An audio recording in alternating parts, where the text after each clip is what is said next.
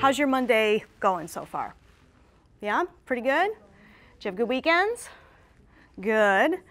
Sometimes Monday I feel kind of tense, you know, so why don't you do a little neck rolling while you look at that image that I just popped up, right? Kind of one side, the other side, that just generally feels good, right? What do you see when you look at that image? Yes? It says life and it says death, right? The very same image, the very same entity. The two go hand in hand, right? Life and death. We tend to focus, of course, much more on our life and living, but we are all also dying. And that is a reality that we're not always very comfortable with, right? I would like to see what kinds of questions your kids have asked you. How many of you have children? I assume it's probably everybody, right, given the nature of the program. Who's been asked a question about death or dying? My husband passed away December of last year, and it was a medical issue that he was rushed to the hospital. It was something that he'd been dealing with but became very sudden. And then when I went home, after he'd been airlifted to a hospital, I had to tell my son, there is a chance that Daddy may die, wondering how he's going to handle this. And the innocence of children, are we going to get a new daddy? Was actually a question. It's like, no, no, no, no, no, and having to go through all the other male figures in our family would, you know, help him out. But I think that's something that, you know, I wasn't expecting that. No, these are hard questions. Thank you, the three of you who've shared. And if the rest of you parents haven't been asked such a question, get ready, because probably at some point in time you will. What is death? What happens after someone dies? That's a big one. And will you die? When will you die? Those are really common questions that kids ask. Does anybody know the right answer to any of these? Because there's nothing worse than a teacher who teaches you what you already know, right? So if you already knew the answers to these, I'd sit down and have you teach me, because I'm pretty sure no one knows really the answers to these questions, right? And that's what makes them so hard, because we're dealing with the great unknown when we deal with death and dying, even though it is part of life and living, right? All right, so I am gonna tell you a story. How many of you read to your kids still? They're young enough that you read to them. How many of you read to your kids, yeah? Are some of your kids old enough that they're reading to you? So some of you have been read to recently. But this is a parable that I really, really like, that I use in my death and dying class. I teach death and dying here at IPFW every spring. Super creepy sounding, but it is my favorite class to teach because understanding death and dying is essential to life and living. That's how I feel about it. So I'd like to treat you as if you were my students on day one. So if you can just assume a comfortable position, I'm at the point where I need my cheaters to do this, and just please, if you will, listen. Sometimes my students in class like to just close their eyes. This is called The Horse on the Dining Room Table. I struggled up the slope of Mount Evmandu to meet the famous guru of Nepsum, an ancient sage whose name I was forbidden to place in print. I was much younger then, but the long and arduous hike exhausted me, and despite the cold, I was perspiring heavily when I reached the plateau where he made his home. He viewed me with a patient, almost amused look, and I smiled wanly at him between attempts to gulp the thin air into my lungs. I made my way across the remaining 100 meters and slowly sat down on the ground, propping myself up against a large rock just outside his abode. We were both silent for several minutes, and I felt the tension in me rise and then subside until I was calm. Perspiration prickled my skin, but the slight breeze was pleasantly cool, and soon I was relaxed. Finally, I turned my head to look directly into the clear brown eyes, which were bright within his lined face. I realized that I would need to speak. "Father," I said, "I need to understand something about what it means to die before I can continue my studies." He continued to gaze at me with his open, bemused expression. "Father," I went on, I want to know what a dying person feels when no one will speak with him, nor be open enough to permit him to speak about his dying. He was silent for 3, perhaps 4 minutes. I felt at peace because I knew he would answer. Finally, as though in the middle of a sentence, he said, "It is the horse on the dining room table." We continued to gaze at each other for several minutes. I began to feel sleepy after my long journey, and I must have dozed off. When I woke up, he was gone, and the only activity was my own breathing. I retraced my steps down the mountain, still feeling calm, knowing that his answer made me feel good, but not knowing why. I returned to my studies and gave no further thought to the event, not wishing to dwell upon it, yet secure that someday I should understand. Many years later, I was invited to the home of a casual friend for dinner. It was a modest house in a typical California development. The 8 or 10 other guests, people I did not know well, and I, sat in the living room, drinking Safeway scotch and bourbon and dipping celery sticks and raw cauliflower into a watery cheese dip.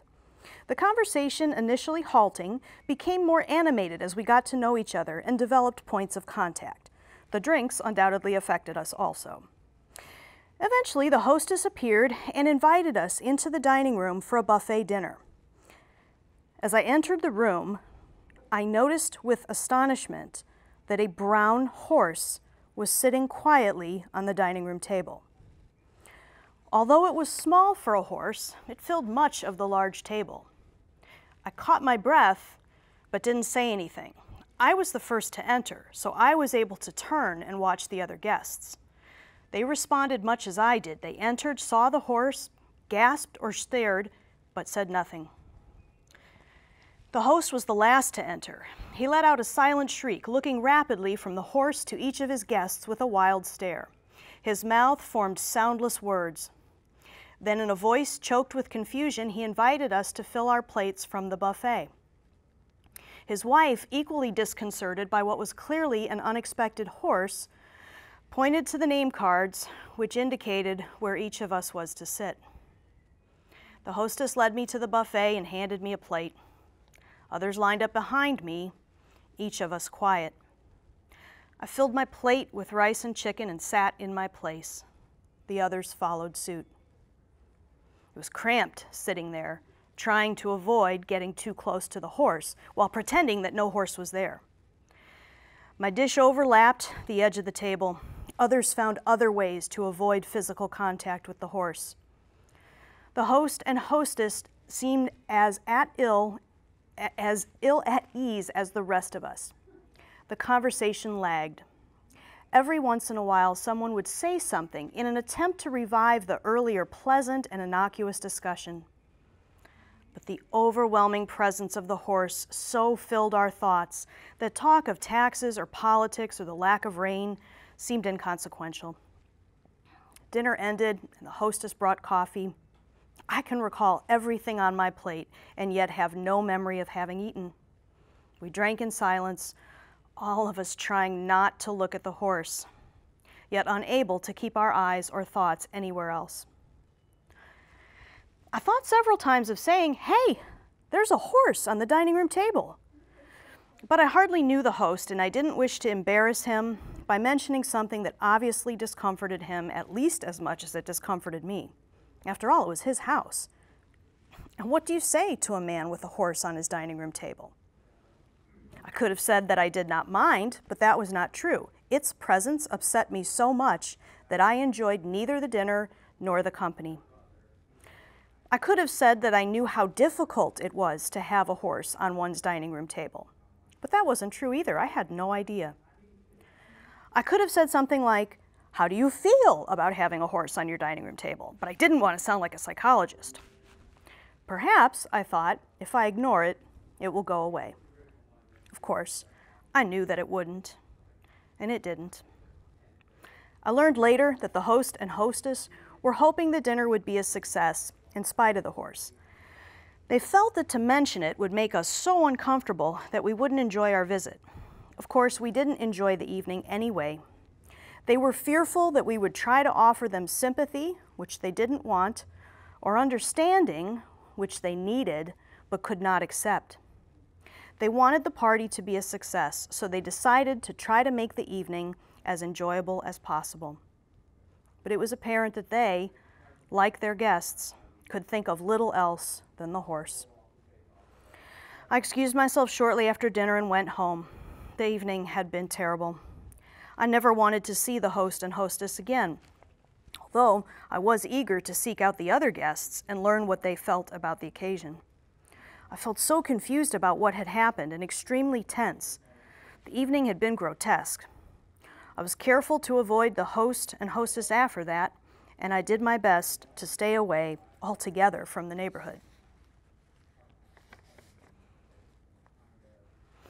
Recently, I visited Nepsum again. I decided to seek out the guru once more. He was still alive, although nearing death, and he would speak only to a few. I repeated my journey and eventually found myself sitting across from him. Once again I asked, "Father, I want to know what a dying person feels when no one will speak with him, nor be open enough to permit him to speak about his dying." The old man was quiet, and we sat without speaking for nearly an hour. Since he did not bid me leave, I remained. Although I was content, I feared he would not share his wisdom. But finally, he spoke. The words came slowly. "My son, it is the horse on the dining room table. It is a horse that visits every house and sits on every dining room table, the tables of the rich and of the poor, of the simple and of the wise. This horse just sits there, but its presence makes you wish to leave without speaking of it. If you leave, you will always fear the presence of the horse. When it sits on your table, you will wish to speak of it, but you may not be able to. However, if you speak about the horse, then you will find that others can also speak about the horse, most others at least, if you are gentle and kind as you speak. The horse will remain on the dining room table, but you will not be so distraught. You will enjoy your repast, and you will enjoy the company of the host and hostess. Or, if it is your table, you will enjoy the presence of your guests. You cannot make magic to have the horse disappear, but you can speak of the horse and thereby render it less powerful." The old man rose and, motioning me to follow, walked slowly to his hut. "Now we shall eat," he said quietly. I entered the hut and had difficulty adjusting to the dark. The guru walked to a cupboard in the corner and took out some bread and some cheese, which he placed on a mat. He motioned me to sit and share his food. I saw a small horse sitting quietly in the center of the mat. He noticed this and said, "That horse need not disturb us." I thoroughly enjoyed the meal. Our discussion lasted far into the night, while the horse sat there quietly throughout our time together. The horse on the dining room table.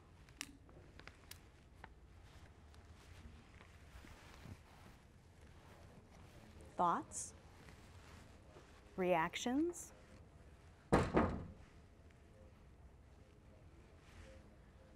Any horse lovers in here? I'm a big horse lover. I just spent the whole weekend at a horse show, 2 days. I love the metaphor of the horse on the dining room table. What is the horse? What does it stand for? It also reminded me of the phrase, the elephant in the room. Elephant in the room, the 800-pound gorilla in the room. The horse stands for death. Yes, everybody say the D word, death. You have to say it, right, to take some of the power away. But that's hard. Why is it so hard for us to talk about the horse? Most of us anyways. There are some creepy people who teach death and dying who like to talk about it whenever they can. They come to nice groups of people on campus during lunch hours and talk about the horse. Why is it so hard? What have been your experiences growing up in this culture?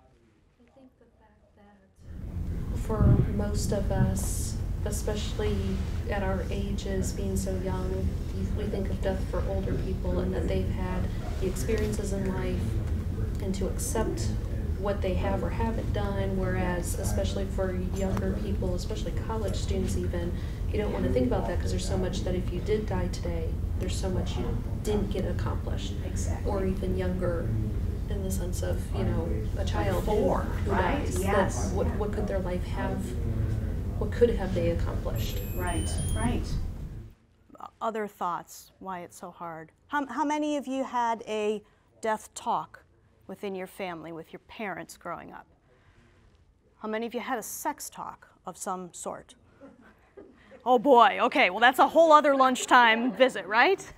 Okay, here are some reasons, right, why people don't like to talk about the horse, why people don't like to talk about death, right? Death is sad. Death is sad. It's part of life, but it's sad, it's loss, right? That's hard to face. It can be depressing, sure. We might not talk about death because we don't want to upset people, right?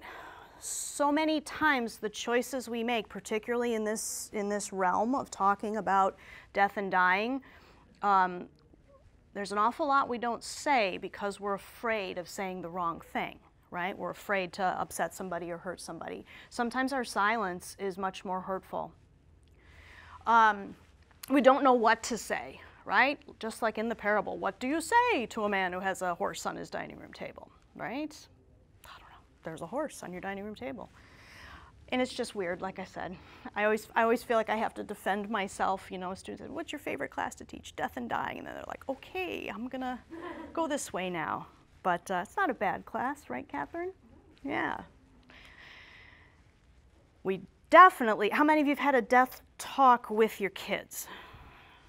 Okay, and for some of you, perhaps that's been necessary because of circumstances that have come up, and so good for you.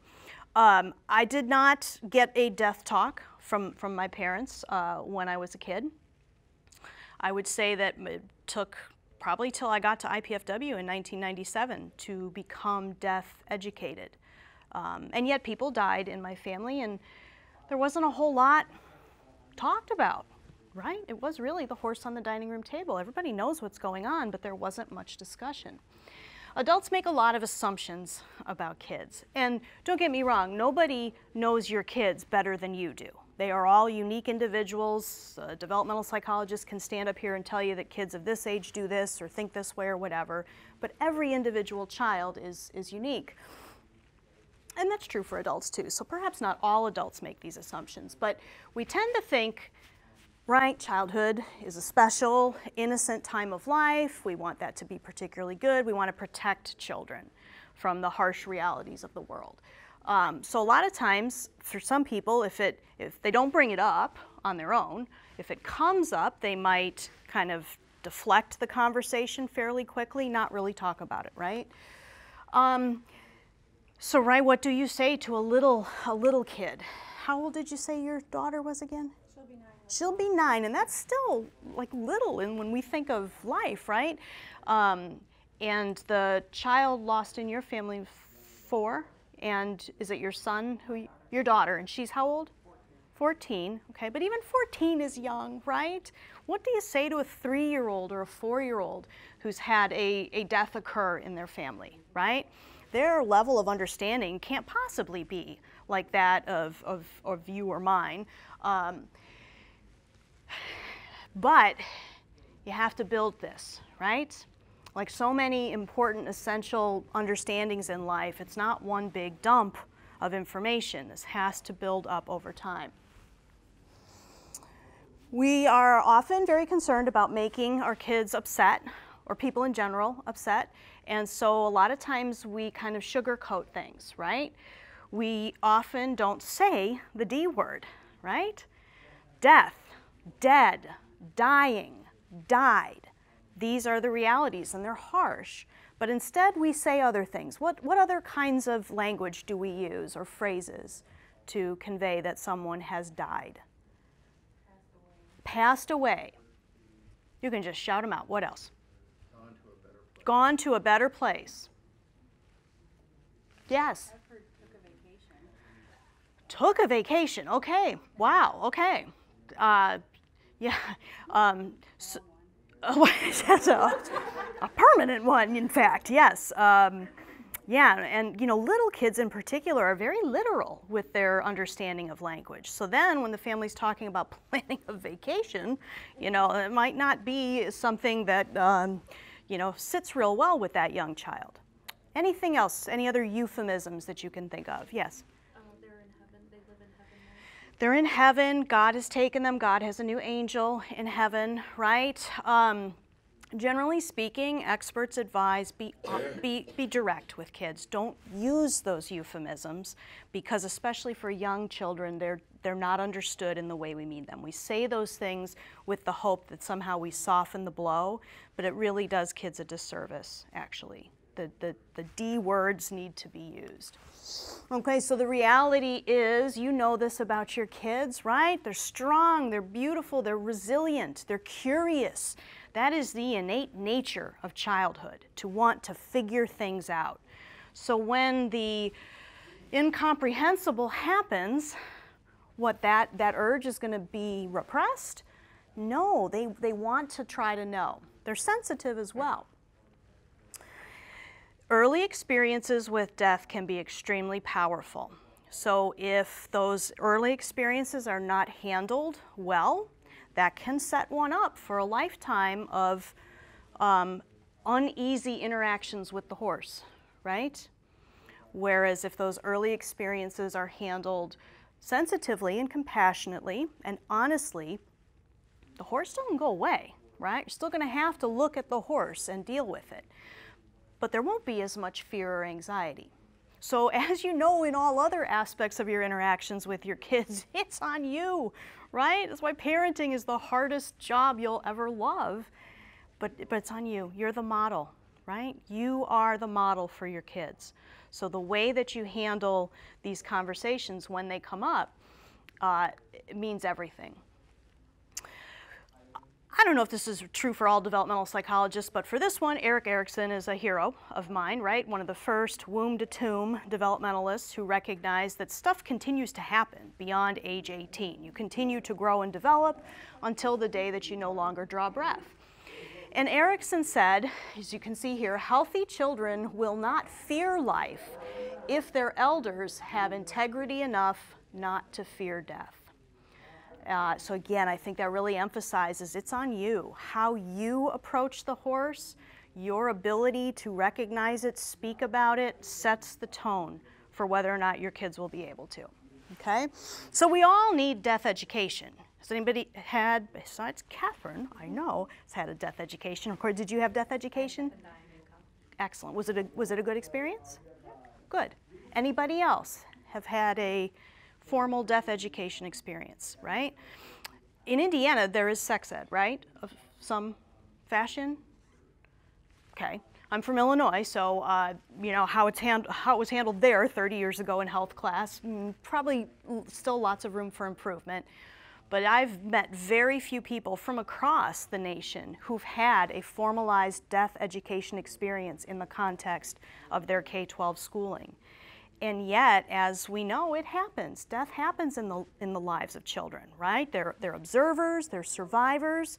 Sometimes kids themselves die. So the fact that we don't, as a culture, have a way of educating all of us, and even from the youngest ages, about a fundamental part of life, right? Remember the neck roll? Is sort of curious, isn't it? We don't really want to face that horse. Death education is something I've become very passionate about. It wasn't part of my original training in any way, shape, or form, but I've come to believe that it could be the most critical thing one can learn. If you can see the horse, speak about the horse, you can't change the horse, right? But man, knowing that no days are guaranteed to any of us can really put priorities in perspective. So one of the goals of death education is to enrich people's lives, right? To bring them into closer contact with the fact that this life is finite. We are mortal beings. I said, that has a way of clarifying everything. Whatever you've stressed about today, you know, I gotta get to the store. I got not a drop of milk in my house, so I gotta get to Kroger, right, before 5 o'clock tonight or whatever. Yeah, I really don't have to, right? That's not that important. Nobody's going to expire in my house for a lack of 1% milk. So it can bring, it sounds counterintuitive to talk about something so scary and sad. That can bring joy to your life. Yes, it can. For little kids, not maybe so much, but for all of us, we're members of a society, right? We have coworkers, we have friends. We might be in charge of other people on the job, or managers or whatever. And so guiding us in our transactions with society is another goal of death education. And then some folks, right, are going to be in roles, professional roles, where death and dying is a part of everyday life. Okay, and how to deal with that sensitively and professionally, but effectively.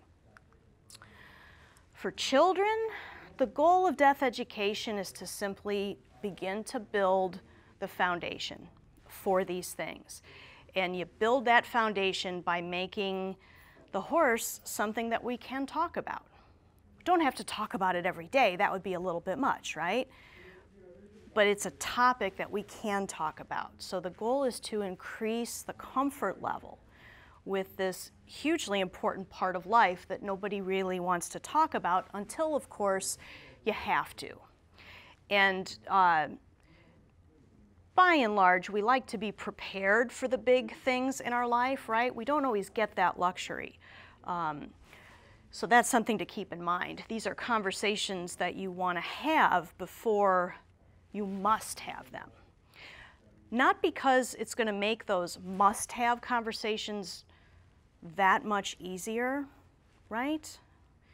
If your dad dies, that still sucks, that's still sad, and that's a hard thing to cope with, right? But if that's the first conversation that one has with their kids about this hard part of life, then that's going to be harder. Okay? So in a death education class, such as the one I love to teach, we strive for, all of us, a mature concept of death and dying. Okay, so what does that mean? Well, first of all, it means understanding that all living things die. Okay, that's the notion of universality. If you are alive, you know, well, vampires aren't even alive, or zombies, right? We've got all these kind of mixed messages in our culture with these interesting things, supernatural things. But living things die. When you die, you're dead. You don't pop back up when you decide you don't want to be dead anymore. Okay, that's the notion of irreversibility. You cannot do anything when you're dead, right? You can't giggle. You're not going to be hungry or get cold. This is the concept of non-functionality. Okay, and lastly, causality. People don't die because someone got mad at them for taking their toy and wished that they would die.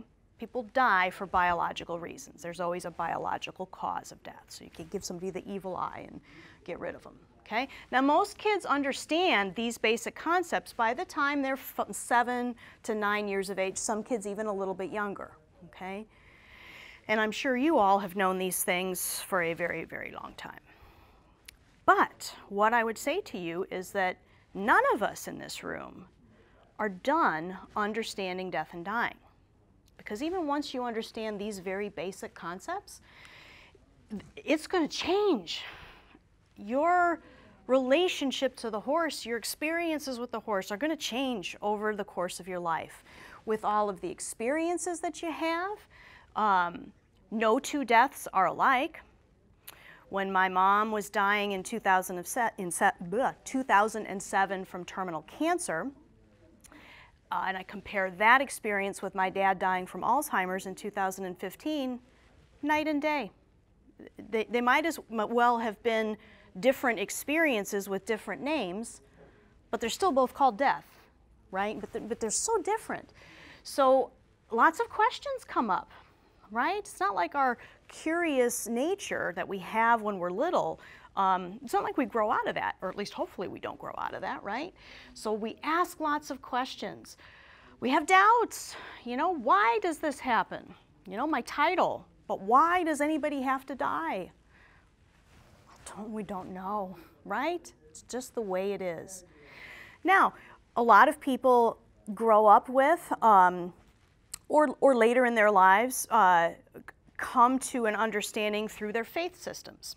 And that's wonderful. That's fantastic. The research on death anxiety shows that people who are very firmly, confidently, comfortably situated in their faith systems, as well as those who have none whatsoever, okay? So kind of the two opposite ends, the atheists and the true believers, have the least death anxiety.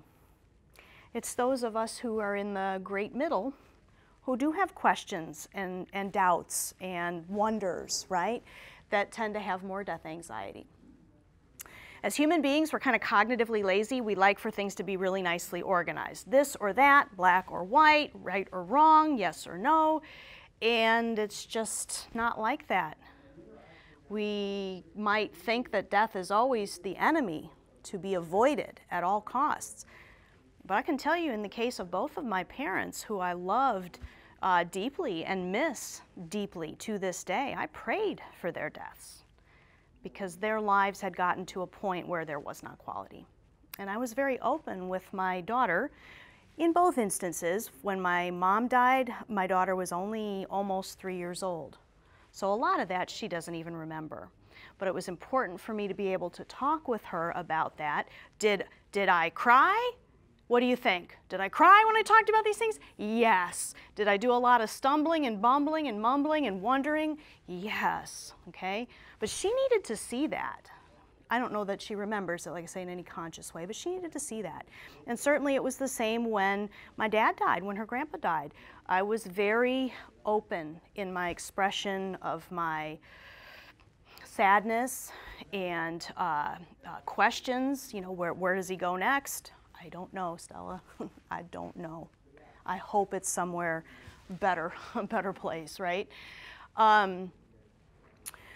So when we are able to ask those questions, when we're able to express our doubts, our fears, our anxieties, or maybe in some cases for some people, our certainties and our confidence, that allows us to elaborate on the meaning of what this is all about, right? Why are we all here today? Right in Fort Wayne, Indiana, in this building, in this room, having this conversation, in the grand scheme of our lives, what does this mean, right? What does any of it mean? Those are huge questions, which again, I can't answer. If you can answer those, please talk to me afterwards so that I can be schooled.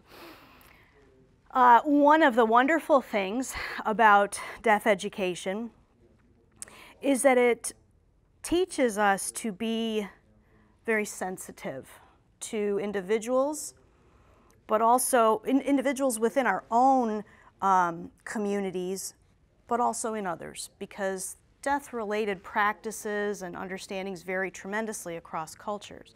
So what I always say in my death and dying class is that this is an exercise in appreciating diversity, because even though we might both be from the Midwest and the same age and female and they have all these things in common, our experiences are going to be very different. And mine is not right and yours is not wrong, and it is what it is, okay? Wouldn't it be great to teach kids that? I mean, not that you don't already in other ways, but for our society to really understand that diversity in a kind of heartfelt way, I think would be fantastic. So what do children understand and when? Well, for the littlest kids, the emphasis is on the separation. Death takes somebody away, okay? And of course, that's very frightening, scary. Interestingly, death is seen as temporary, so something that you can kind of snap out of. The dead are seen as less alive, which is not the same thing as dead, right? So there's really a very nebulous kind of understanding as to what it means to be dead. Around 5 to 9, again, that mature understanding with the 4 components that I talked about, that's going to come online, so to speak. Death is seen as final, okay, But if you're clever enough, you can outwit it. You can escape death just if you know the way, okay? Death is often viewed as an entity, kind of a Grim Reaper type figure, shadow type figure. So that's what we call the personification of death. And then later into adolescence, kids' concerns with death become very personal, a concern about their own death and what that means. And it's seen as universal and final and inevitable. So again, how many of you have kids right now in the first age group? Just to get a read on the room again, okay. And in the second age group and the third age group, okay. So any kind of stage theory is always going to be qualified by the fact that some kids progress through their growth and development more quickly than others. So is it possible to have a 5-year-old who does understand death the way your average 10-year-old would? Sure, it is possible. Sometimes what we don't know, though, is for kids who might just be, quote, normal in their development, or even maybe a little bit behind, is it really that they don't understand or they're just not able to express it? So, like if your kids don't talk a lot about this, or if you have an event that happens in your family and they don't seem to be asking many questions, it may just be that they don't know how to put what they're thinking into words. That's why it's so important. One of the things I'll offer you, which sounds like you're already doing in your situation, is invite those conversations. You don't have to just wait for them to bring it to you. It's often said that death is a great equalizer because it happens to all of us, not necessarily in the same way, and of course our reactions to it differ tremendously, but really in terms of what kids understand, there are very few gender differences. There are almost no differences based on socioeconomic status. There are differences based on culture, okay, because in some cultures there is more willingness to talk about the horse, and that does trickle down into kids' understanding. Usually at an earlier age. Okay, so how do children build their understanding of death and dying? So many ways, right? For a culture that doesn't want to talk about the horse on the dining room table, we talk about death all the time, right? We just don't talk about it so very personally. Like, I dare you to watch the news tonight and not hear about death in some way, right? It's all around us. And even if you don't allow your kids, your young kids, to watch the news or whatever, they still get that, okay? It's everywhere. Kids experiment with death concepts in their games and their songs. You know, the old childhood ring around the rosy, pocket full of posy, ashes, ashes, we all fall down. Do you know where that comes from? Do you remember? Yes, and you know, getting rid of the bodies took a while, and they didn't always smell real great, and so they'd stick flowers in the pocket of the corpse. Lion King. How many of you have seen or seen with your kids The Lion King? I know, right? It's fantastic. I almost included a clip, but I figured out they've all seen it. That is one of the few kind of children's movies that I think has a really good portrayal of a death scene, right? When evil Scar pushes Mufasa off the cliff. So many things there that you can talk about. In fact, Simba carries his grief for a long time. In a way, he's not able to mourn it authentically and openly. And what does he do? He turns away kind of from his identity, from his role. So that movie's just rich with opportunity, with teachable moments. Of course, as a child's cognitive development advances, so too will their ability to engage in more detailed, in-depth conversations about death and dying. Their ability to understand more will advance. Whatever their life experiences are going to be is going to be a huge factor. Your son's understanding is going to be so much more than the average 9-year-old who hasn't had that experience, of course.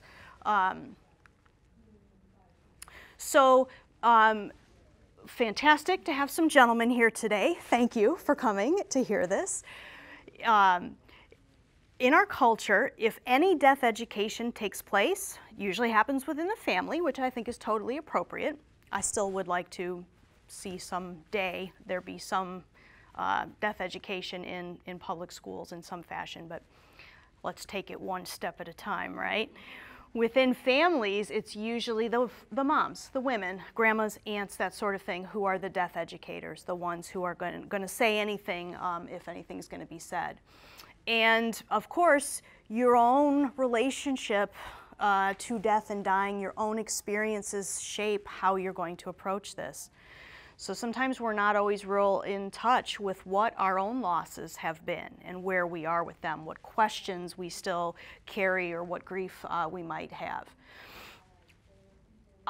Good news, I guess. I say I guess because then when you think about like healthcare and all the economic and political forces and so on and so forth, but good news, we live longer, okay? So the downside of that is that death and dying has sort of come out of the family, so to speak. People don't die very much at home anymore, although there is growth in the hospice movement and more people are electing to die at home if they're able to, as opposed to in institutions.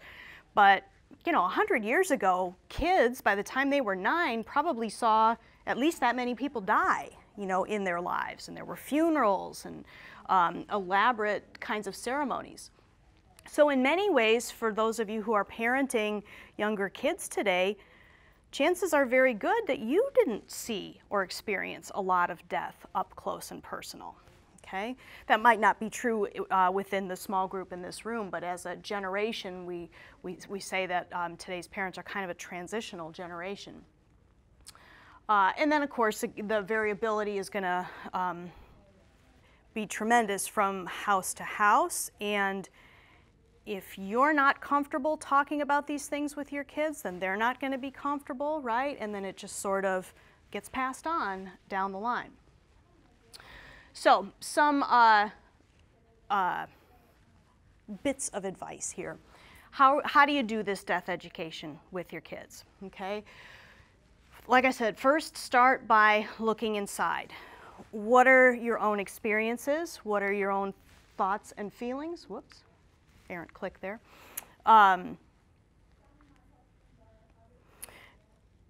Because we live in a culture that kind of tells us, okay, if you've had a death occur in your circle of people, it's got to be somebody close, right? That's the first thing. It's got to be somebody close. Well, what does that mean? Is that not my best friend of 40 years with whom I share no blood? But if that person is gone from my life, that's a close person for me, right? Okay, so close, what is close? Usually in our society for bereavement policies, that means a first-degree relative, okay? Regardless of what the actual relationship might be like. And then how much time do you usually get off? Do you know? 3 days.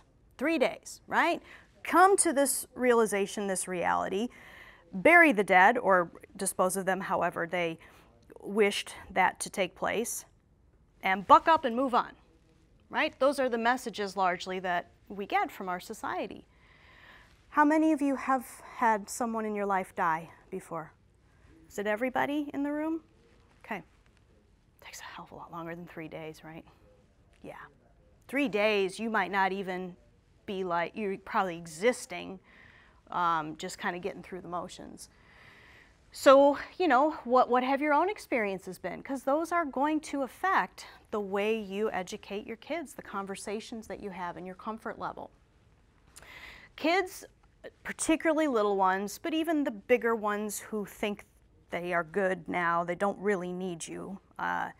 There's been a tremendous negative correlation between my daughter's age and my knowledge in her eyes of things, right? So at almost 13, she's good. She is a smart kid, but still. Even for her, reassuring her that I will do everything, always, to make sure that she's safe. Reassuring kids that they are safe, you've got their back, plans are in order, okay? Because that's a big concern, and especially for the little ones, right? That notion that death, okay, death means somebody's taken away, that separation can be very scary. Look for the teachable moments. You don't have to wait for the worst thing to happen within your families to have those conversations, and they don't have to be big sit-down 2-hour lectures, right? like this one might feel like it's getting, right? They can be little snippets of conversation here and there, because those say what? If you have those little snippets here and there frequently within your household, what message is that conveying? It's okay to talk about. Yes, this is something, of course we talk about death and dying. That sounds so weird, I know, but right? It's part of life and living, so sure we can talk about that. How many of you have pets? Pets are fantastic for so many reasons, but you know, they're a workout. I just found a kitten a couple weeks ago, so now I got a new baby in the house that I didn't plan to have, but she's great and brings a lot of joy. For the most part, unless you get like a land tortoise, you're gonna outlive your pets. And so pets do also provide the opportunity for kids to have an encounter with death and dying during their childhood. You know, not that we want that to happen, but that's the reality. Right, the best teachers are the best listeners.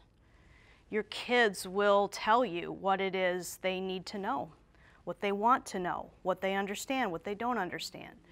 So, right, if the Lion King comes on and you want to talk about this death business, and you feel real confident, you're going to go to it, I'm going to take Vartanian's advice and jump in there, and you can see that they're tuned out, well then you stop, right? This is not the time.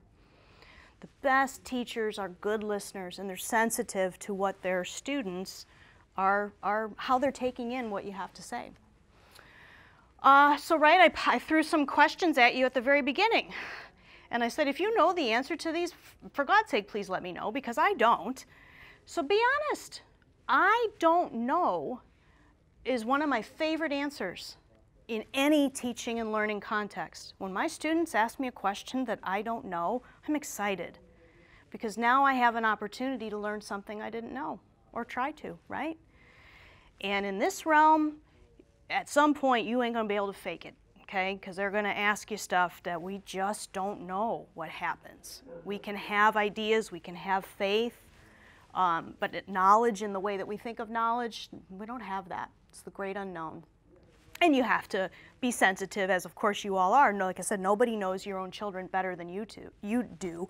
Than you do.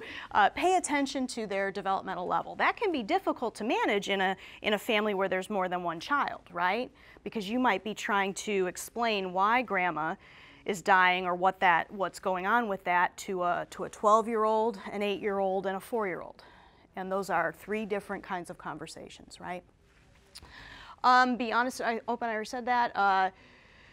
Euphemisms. So we kind of talked about this a little bit. The vacation one blows my mind. I'm gonna have to remember that for when I teach this spring. Have you ever heard people saying that, like at a funeral, oh, it looks like grandma's asleep, right? So death educators, people who work with kids, people who work with bereaved children, often find that kids then have sleep problems. They don't want to go to sleep, because if that's what that is, right? Theologizing, right? God has a new angel in heaven. It's a beautiful thought. Maybe it's true. It's usually put out there for a child as a way to sort of soften the pain of what has happened. But that can make a child angry with God. And if your child is angry with God, that's okay, because if you're honest, you probably are too. And God can probably handle that just fine, right?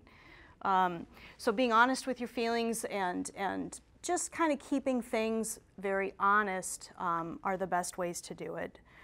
To say to a 3-year-old, we lost mom. Well, for a 3-year-old, what happens when you lose something? You look for it and you go and find it. And of course, that's not going to happen, okay? So a lot of times, again, that desire to be sensitive and protect kids from pain just confuses them more. Have realistic expectations. The horse never goes away, right? The guy struggles this whole time to get this great sage's understanding and advice, and it's just right there. It is what it is, right? Your conversations with your children about death are good to have, because you will empower them to heal and move forward through the pain in their lives when they encounter it. but you're not going to take that pain away. You're just going to prepare them for it, which is huge. That's our jobs, right, as parents. And then, like I said, invite the conversations. It's not one big tell-all. That's a mistake. It has to be an ongoing, really lifelong endeavor to try to achieve that mature understanding of death and dying.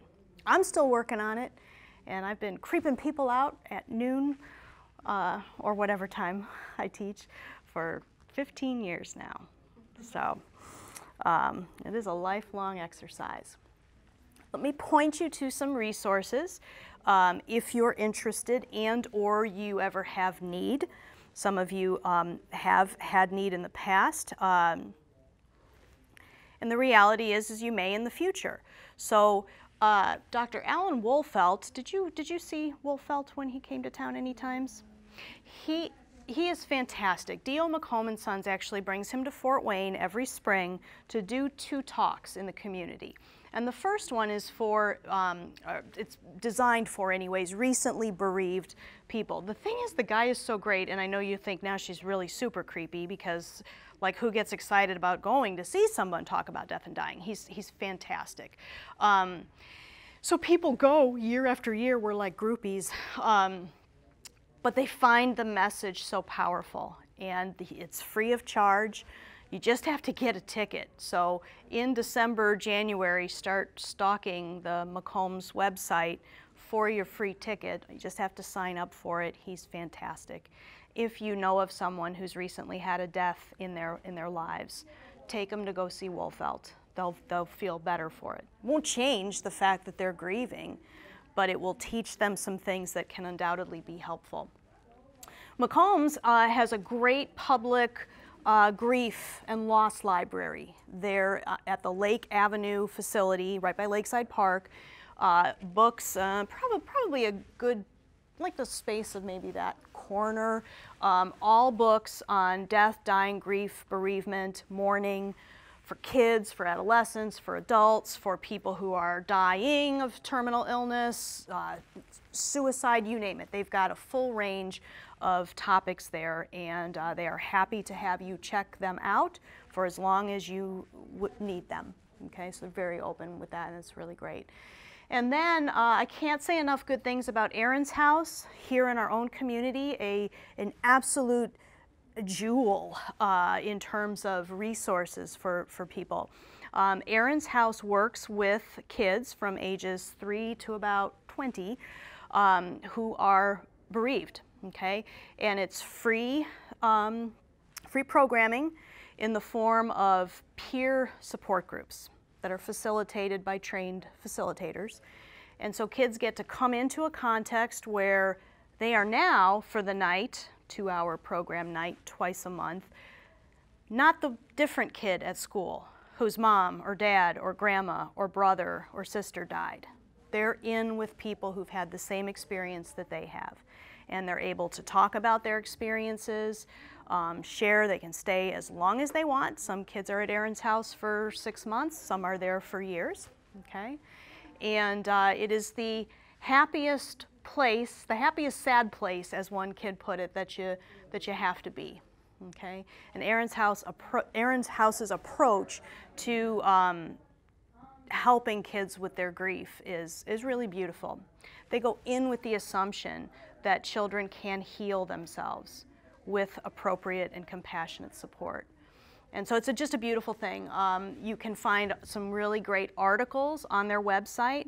Lots of times people wonder, how do I talk with my child or granddaughter or whomever, because there is this person in the family who is dying, maybe who has a terminal illness. How do I talk to a kid about suicide? They have those resources linked on their website. Dr. Wolfelt's website does as well. So yeah, I hope this was helpful to you. Does anybody have any questions? How did we do on time? Pretty good, right? Is that pretty typical? About an hour? Okay. Any questions or comments or reactions? Yeah, buts, right? It's death and dying, so there's always something I didn't cover. Or did you have one? Are you going to make this PowerPoint made available? I sure can. I'd be happy to. I will probably, can I send it to you, Melissa? Is that okay? Yeah, yeah. I'd be happy to. Thank you for asking. Anybody else? How many of you feel like you learned something that might be of use today? Okay, good. And certainly, if you have any follow-up questions, maybe things that you wanted to ask but weren't really comfortable doing so in this particular forum, please email me. You just got to start typing VAR, and I think I pop up pretty quickly on. It's not GroupWise. What is it now? Whatever it is. I'm still not adjusted to it. And I'd be more than happy to have a conversation with you via email, phone, coffee on campus, whatever the case may be. Okay? So don't ignore the horse. Approach it gently, compassionately, quietly, and let it work its magic in your life in the good way, by really reminding you that what you have is now, and grab a hold of that with your kids and take it all in. So thank you very much.